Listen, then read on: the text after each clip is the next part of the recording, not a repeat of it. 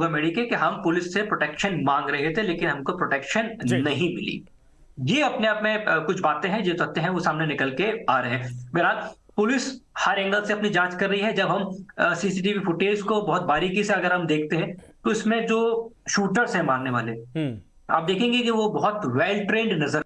बिल्कुल आशुतोष, लेकिन ये बताइए जरा, चूंकि इलेक्शन का माहौल था, सरकार बदल गई, उधर जब तक चुनाव चल रहा था आचार संहिता लगी हुई थी, गन्स वगैरह अगर यहाँ पर अरेंज किए गए थे, पूरे वेपन्स अरेंज किए गए थे, ये भी बड़ा गंभीर सवाल है कि आखिर ये चूक कहाँ से हो गई, ये जानकारी क्यों नहीं मिल पाई?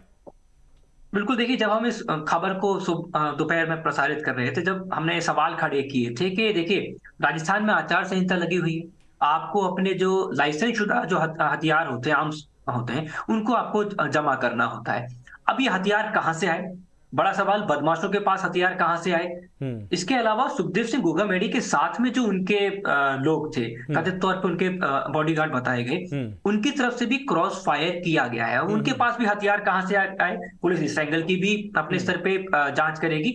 लेकिन अभी तक जो ऐसा लग रहा है पुलिस को, जिस तरीके के ये शार्प शूटर्स हैं, हम्म। ये बहुत ही हार्डकोर क्रिमिनल है हम्म। और इनको एक तरीके से संभावित तौर पे हायर किया गया है क्योंकि हम्म। बहुत वेल ट्रेन्ड नजर आ रहे हैं। हम्म। उन्होंने जब तक कि जमीन पर गिर नहीं गए, हम्म। ताबड़तोड़ 10 से ज्यादा बिल्कुल, बाद में राउंड। जाते वक्त अब कहा जा रहा है कि सिर में भी गोली मार कर वो गए थे। जरा ये बताइए, लॉरेंस बिश्नोई का नाम इसमें सामने आ रहा है, सिद्धू मूसेवाला हत्याकांड जिस तरीके से अंजाम दिया गया था, सलमान खान को बाद में धमकी दी गई थी, क्या असल में कभी कोई कंप्लेन ऐसी थी गोगामेडी की तरफ से कि उनको बार बार इस तरीके से थ्रेट किया जा रहा है या धमकियां दी जा रही है? देखिए, पुलिस रिकॉर्ड में अभी तक इस तरह की कोई कंप्लेन की जो बात है वो अभी तक सामने नहीं निकल के आई है। लेकिन मौके पर जो उनसे जुड़े हुए लोग थे, उनसे जुड़े हुए कुछ कार्यकर्ता थे जो श्री राजपूत करनी सेना के लिए काम करते थे, हम्म। उनके ये बयान जरूर थे कि धमकियां मिल रही थी। हम्म। अब ये धमकियां क्यों मिल रही थी? क्या ये किसी तरह के वर्चस्व की लड़ाई तो नहीं? देखिए आमतौर पर यही देखा जाता है। हम्म। लॉरेंस बिश्नोई गैंग से इससे पहले जो राजू ठेठ हत्याकांड होता है, उसमें जो कुछ नाम सामने निकल के आता है, रोहित गोदारा का नाम सामने निकल के आता है, सोशल मीडिया पे जिम्मेदारी ले ली जाती है। हम्म। तो ये कनेक्शन साबित होता है वर्चस्व की लड़ाई का। हम्म। अब सुखदेव सिंह गोगामेडी की अगर हत्या की गई है तो कहीं ये लड़ाई वर्चस्व की लड़ाई तो नहीं थी? क्या हम्म। राजस्थान की टेरिटरी में किसी तरीके से दखलंदाजी बहुत ज्यादा बढ़ रही थी? ऐसा तो नहीं है। राजस्थान से सटे हुए हम्म। जो राज्य हैं, उत्तर प्रदेश की बात करूं, पंजाब की बात करूं, हरियाणा की बात करूं, वहां किसी की ज्यादा दखलंदाजी तो नहीं चल रही थी। और लॉरेंस बिश्नोई गैंग जो है, हम्म। उनको ये दखलंदाजी रास नहीं आ रही थी। हम्म। आप देखेंगे कि राजस्थान में सिलसिलेवार तरीके से पड़ोसी राज्यों में जिस तरीके से इस तरह की वारदातें हुई हैं, उसमें वर्चस्व की नहीं, लड़ाई एक में चीज ही। और बताइए, वर्चस्व की लड़ाई तो सही है, लेकिन राजस्थान में राजू ठेठ वाला मसला अगर छोड़ दिया जाए तो इधर बहुत कम सक्रियता देखी जा रही थी, लेकिन 2-3 घटनाओं के बाद क्या लॉरेंस बिश्नोई वाकई में राजस्थान के लिए भी एक चुनौती बनता जा रहा है, या पूरा गैंग? देखिए देखिए बेशक पूरी तरीके से एक बड़ी चुनौती इसलिए बनते जा रहा है। हम्म।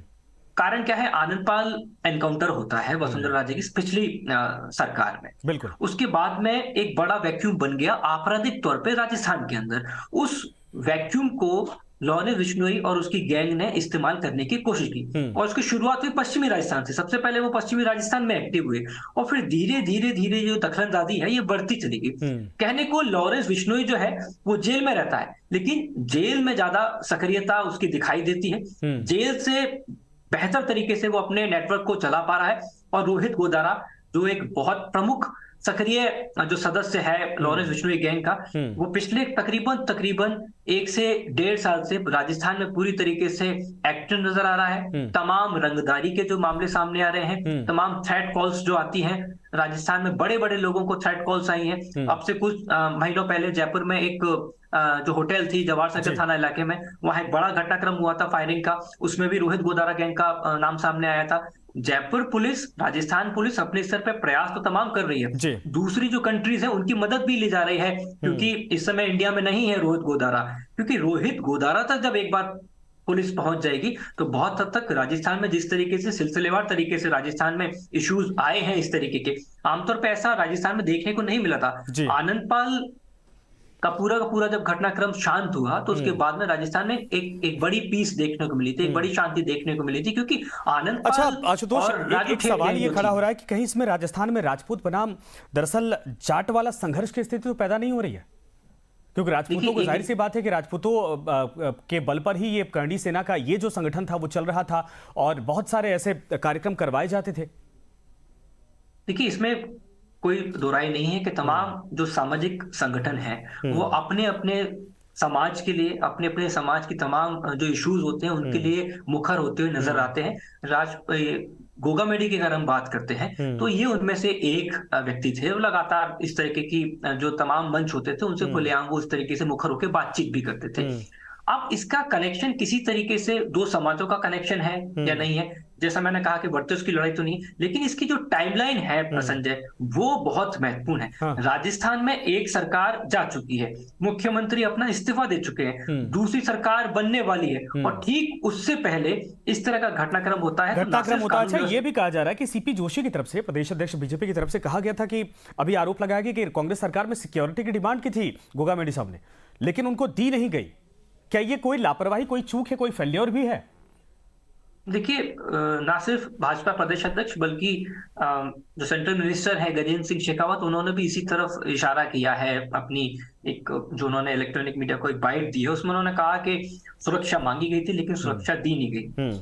हालांकि पुलिस ने अभी तक इस तरफ किसी भी तरीके का कोई स्टेटमेंट जारी नहीं किया है कि क्या किसी तरह की कोई सुरक्षा मांगी गई थी, कब मांगी गई थी, क्या उनको किसी तरह का थ्रेट था, और अगर थ्रेट था तो ये अपने आप में राजस्थान पुलिस की अपने आप में बहुत बड़ी चूक है जिसका परिणाम राजस्थान को देखने को मिला है। क्योंकि राजस्थान में कभी भी इस तरह की वारदात देखने को नहीं मिली है कि घर में घुस के ताबड़तोड़ इस तरीके से फायरिंग कर दी जाती हो।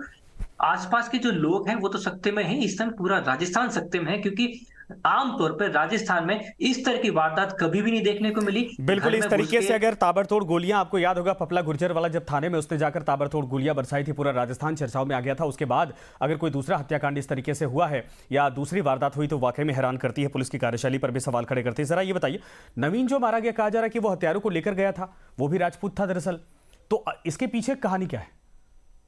देखिए, इस कहानी को समझने की पुलिस भी कोशिश कर रही है कि नवीन का रोल क्या था।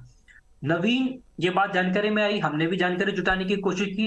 नवीन सुखदेव सिंह गोगामेडी को जानता था और सुखदेव सिंह गोगामेडी भी नवीन से परिचित थे, उनका आना जाना भी यहाँ पे बताते हैं। अब इसमें दो बिंदु हैं, क्या नवीन का इस पूरे हत्याकांड के अंदर इस्तेमाल हुआ है? क्योंकि नवीन की जो बॉडी लैंग्वेज इस कैमरे के अंदर नजर आई है, जो रिकॉर्ड हुआ है सीसीटीवी फुटेज के अंदर, वहां पे कतई ऐसा नहीं लगेगा कि उसको ये आभास है कि अब गोली चलने वाली है।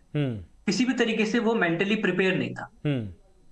एक पहलू ये, पुलिस ये भी देख रही है कि ऐसा तो नहीं था कि नवीन का इस्तेमाल हुआ है, क्योंकि उसने रेंट पे गाड़ी ली है जूम से 5 से 6 हजार में। अब वो रेंट पे गाड़ी क्यों ली है? शाहपुरा का नवीन रहने वाला है, सुखदेव सिंह गोगामेडी के पास उनका आना जाना था, समाज के दूसरे जो तमाम चीजें होती थी उसमें डिस्कशंस भी होते थे, लेकिन नवीन का यूज कहां पे हुआ है, पुलिस उस एंगल की भी जांच कर रही है। लेकिन राजस्थान पुलिस नवीन को आरोपी मान के चल रही है, क्योंकि जो ऑन रिकॉर्ड राजस्थान के जो पुलिस के मुखिया हैं डीजीपी उमेश मिश्रा, उनकी जो बाइट सामने निकल के आई है उसमें उन्होंने आरोपी माना है। हालांकि नवीन की मौत हो चुकी है, लेकिन रोल क्या था, पुलिस उस तरफ भी हत्यारों की पहचान हो पाई है?